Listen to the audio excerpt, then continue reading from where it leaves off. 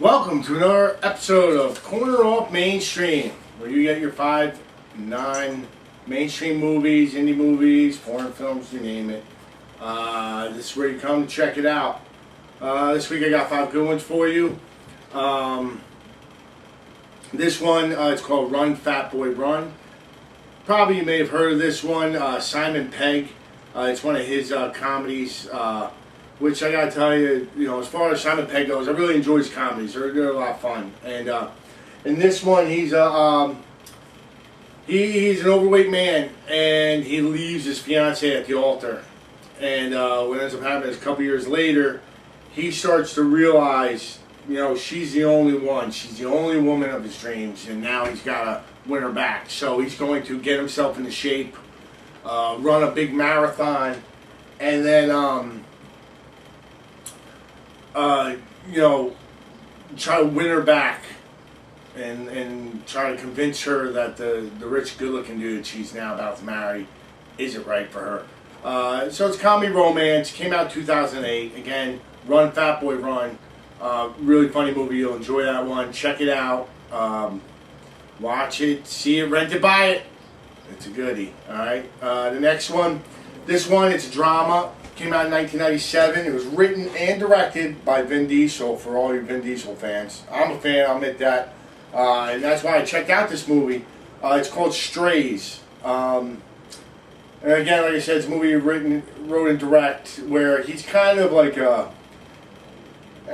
comes across saying he's the head of a gang, he's the boss of a gang, but it's like, it's him and his bunch of buddies. And during the day, he does some small-time criminal acts, and primarily he sells weed.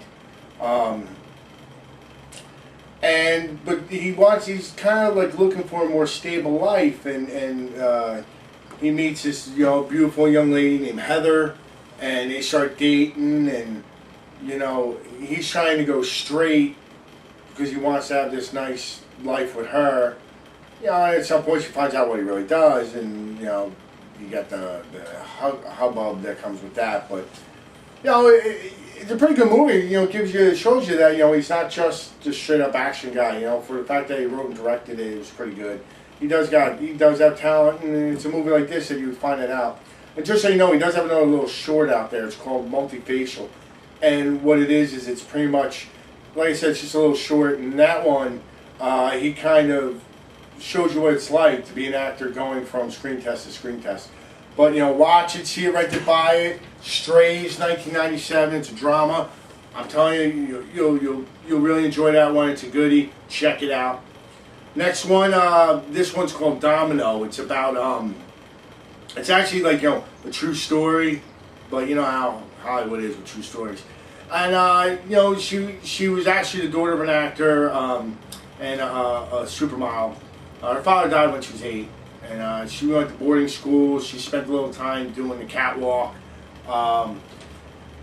and primarily she wanted something more exciting, and she ended up getting hooked up with Mickey Rourke, who was a bail bondsman / bounty hunter, and she took a course he had, and before you know it, she was on his team, and they became a really good team, going out there, catching bad guys.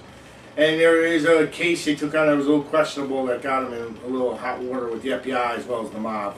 And it's a pretty good action flick. It's pretty wild. I suggest you check that one out. It's a good movie. Watch it. See it, rent it, buy it. Good movie. It's called Domino. 2005. It's listed under action biography.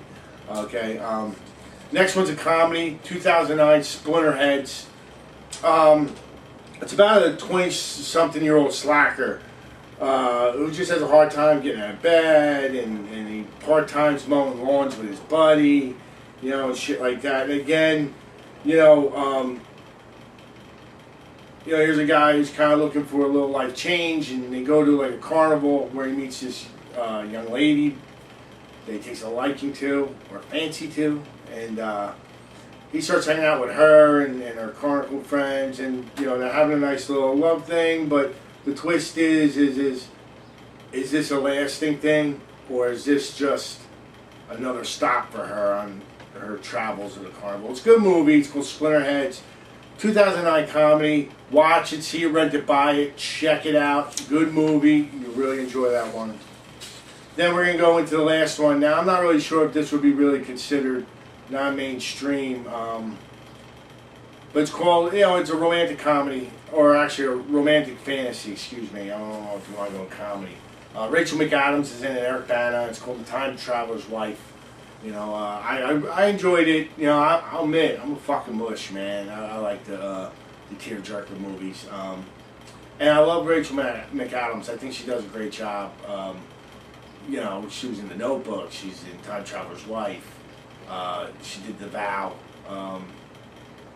I always enjoy watching her. And you saw her in Wedding Crashers. I'm sure you all know that. And she just has one of those, nice little innocent personalities that kind of make you just say, "Oh." But Time Traveler's Wife, what it is, Eric Bana.